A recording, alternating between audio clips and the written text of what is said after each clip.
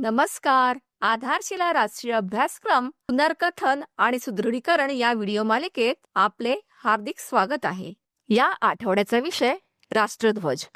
भारताच्या राष्ट्रध्वजामध्ये वरच्या भागात भगवा रंग आहे, जो त्याग आणि धैर्याचे प्रतिनिधित्व करतो. मध्यभागी पांढरा रंग शांती आणि सत्याचे प्रतीक आहे. त्यानंतर मध्ये निळ्या रंगाचे अशोक चक्र आहे. खालच्या भागात हिरवा रंग आहे, जो निष्ठा आणि समृद्धीचे प्रतीक आहे. या आठवड्यात आपण मुलांसोबत कोणकोणत्या क्रियाकृती करणार आहोत ते पाहूया. चला पाहूया सोमवारी आणि मंगळवारी घेतल्या जाणाऱ्या क्रियाकृतींबद्दल. ब्लॉक 1, स्वागत आणि खेळ. सर्व मुलांचे नमस्ते करत स्वागत करा. यानंतर स्वच्छता तपासणी करा. आता सर्व मुलांना आपल्या जागेवर उभे राहून नमस्ते टीचर बोलण्यास सांगा. आता मुलांना मुक्त खेळासाठी साहित्य द्या.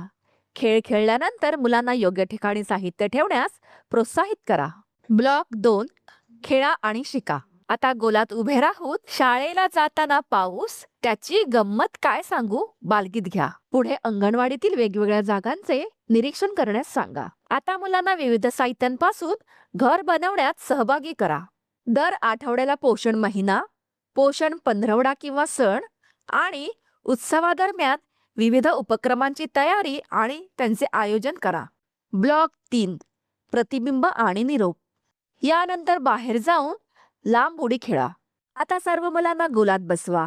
आज आपण काय काय केले, तुम्हाला काय आवडले विचारा. मंगळवारी अशाच प्रकारच्या क्रियाकृती आयोजित करा. घरी मजेदार खेळ.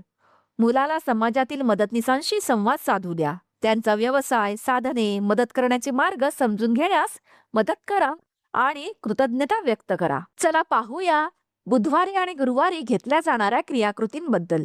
ब्लॉक 1, स्वागत आणि खेळ. सर्व मुलांचे हात मिळवत स्वागत करा. यानंतर स्वच्छता तपासणी करा. आता सर्व मुलांना आपल्या जागेवर उभे राहून येस टीचर बोलण्यास सांगा. आता मुलांना मुक्त खेळासाठी साहित्य द्या. खेळ खेळल्यानंतर मुलांना योग्य ठिकाणी साहित्य ठेवण्यास प्रोत्साहित करा. ब्लॉक 2, खेळा आणि शिका.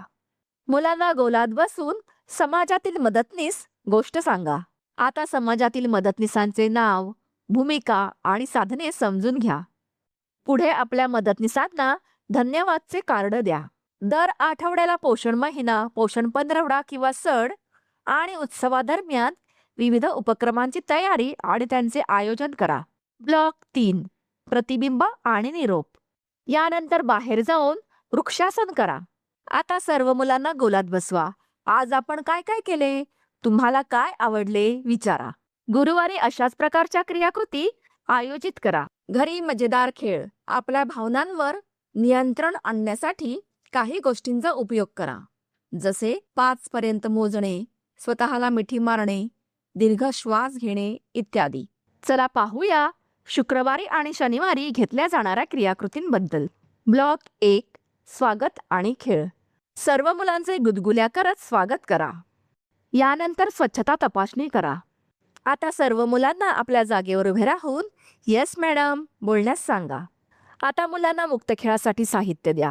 खेळ खेळल्यानंतर मुलांना योग्य ठिकाणी साहित्य ठेवण्यास प्रोत्साहित करा. ब्लॉक 2, खेळा आणि शिका.